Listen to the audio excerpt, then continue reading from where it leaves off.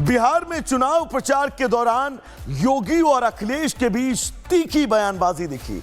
योगी ने बिना नाम लिए राहुल तेजस्वी और अखिलेश को पप्पू, टप्पू और अप्पू कहकर तंज कसा, तो वहीं अखिलेश यादव ने योगी सहित पूरी बीजेपी को गप्पू और चप्पू कहकर जवाब दिया। और अब इन दो धड़ों में किस तरह की बयानबाजी इस वक्त बिहार की चुनावी रण में देखने को मिल रही है, इस रिपोर्ट में आपको दिखाएंगे।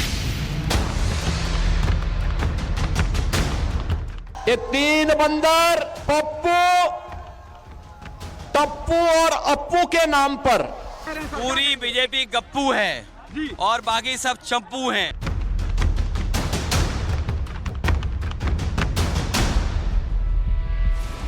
बिहार में पहले चरण के चुनाव से पहले सियासी तापमान हाई है। एनडीए और महागठबंधन दोनों तरफ से धुआंधार रैलियां की जा रही हैं। बिहार चुनाव के प्रचार के दौरान योगी और अखिलेश की सियासी अदावत एक बार फिर जगजाहिर हो गई।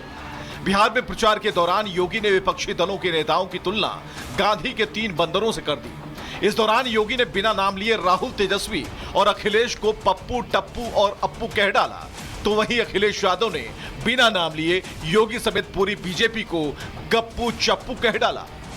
आज इंडी गठबंधन के तीन और बंदर आ गए। ये तीन बंदर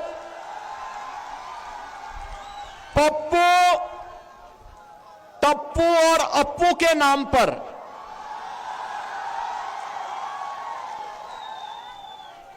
पप्पू, टप्पू और अप्पू के नाम पर पप्पू सच बोल नहीं सकता, अच्छा बोल नहीं सकता, टप्पू अच्छा देख नहीं सकता और अप्पू सच सुन नहीं सकता। बीजेपी क्यों पप्पू टप्पू कह रहे हैं? योगी जो भी सभा में कह रहे हैं पूरी बीजेपी गप्पू है और बाकी सब चप्पू हैं। योगी और अखिलेश के बीच तीखी बयानबाजी यही नहीं थमी। अखिलेश यादव शहाबुद्दीन के बेटे ओसामा का चुनाव प्रचार करने पहुंचे थे। इसकी वजह से योगी ने मंच से अखिलेश को माफिया और घुसपैठियों का समर्थक बताया, तो अखिलेश यादव ने योगी को इशारों में घुसपैठिया और एकरंगी कहकर तंज कसा। इस दौरान अखिलेश ने कहा कि हमारे एकरंगी को नाम बदलने की बीमारी है। पहले अपना प्रदेश बदला, फिर अपनी वेशभूषा बदली और फिर अपना नाम, काम और पार्टी भी बदल दी। ये बिहार में खानदानी माफियाज को गले लगा करके अपना शागिर्द बना करके बिहार की सुरक्षा में सेंध लगाने का काम कर रहे हैं। बिहार की सुरक्षा, घुसपैठियों को बिहार की धरती में घुसा करके बिहार की सुरक्षा में सेंध लगाना। हमारे एक रंगी उन्हें बीमारी है नाम बदलने की। जो एक रंगी हैं उन्हें बीमारी है नाम बदलने की। उन्होंने शुरुआती से न केवल अपना प्रदेश बदला है बल्कि वेशभूषा भी बदल ली है।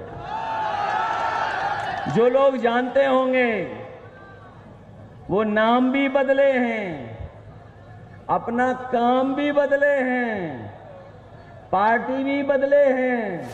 बिहार चुनाव में योगी और अखिलेश की सियासी अदावत पहली बार नहीं दिख रही। इससे पहले दोनों नेताओं के बीच बिहार चुनाव में बुर्के की जांच को लेकर सियासी आरोप प्रत्यारोप हो चुके हैं। अखिलेश ने बुर्के की जांच को लेकर चुनाव आयोग पर सवाल उठाया था, तो योगी ने इसे विकास बनाम बुर्के वाली सियासत से जोड़ दिया था। फिर से एक उन्होंने शरारत शुरू की है और वह शरारत शुरू की है विकास बनाम बुर्के का। जब भी बिहार विकास के बारे में चर्चा कर रहा है, जब बिहार के नौजवानों के मुंह पे विकास की चर्चा है, जब विकास की प्रतिभा को लेकर के बिहार का नौजवान आगे बढ़ना चाहता है, तब यहां पर बुर्के को लेकर के कांग्रेस ने, आरजेडी ने नई बहस को आगे बढ़ाने का कुत्सित प्रयास किया है। आप मुझे बताइए, क्या इनको फर्जी पोलिंग करने का अधिकार दिया जाना चाहिए? बिहार चुनाव में योगी और अखिलेश की तीखी बयानबाजी ने चुनावी सरगर्मी बढ़ा दी है। ऐसे में योगी आदित्यनाथ ने बिहार की जनता को साधने के लिए बटेंगे तो कटेंगे वाला नारा भी लगा दिया। योगी समेत पूरी बीजेपी जानती है कि विपक्ष के MY समीकरण को काटने के लिए हिंदुओं को एकजुट करना पड़ेगा। इसके लिए बटेंगे तो कटेंगे वाला दांव ही सबसे सही है। बटेंगे नहीं तो कटेंगे नहीं, एक रहेंगे तो सेफ भी रहेंगे। योगी और अखिलेश के बीच आरोप प्रत्यारोप में यूपी के डिप्टी सीएम केशव प्रसाद मौर्य भी कूद पड़े। केशव मौर्य ने अखिलेश के शहाबुद्दीन के बेटे ओसामा के लिए वोट मांगने पर सवाल उठाया।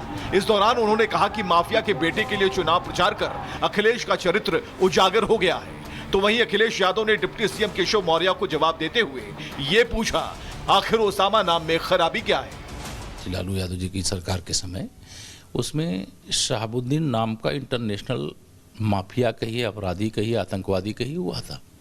ये उसी का बेटा है ओसामा, और उसको रजत ने अपना प्रत्याशी बनाया है। कांग्रेस उसका समर्थन कर रही है, और अगर ये समर्थन करके वहाँ लड़ा रहे हैं और श्री अखिलेश यादव प्रचार करने जा रहे हैं, तो दोनों का चरित्र उजागर हो गया है। ये मुस्लिम तुष्टीकरण की राजनीति छोड़ नहीं सकते। वैसे तो नाम ओसामा बहुत अच्छा है,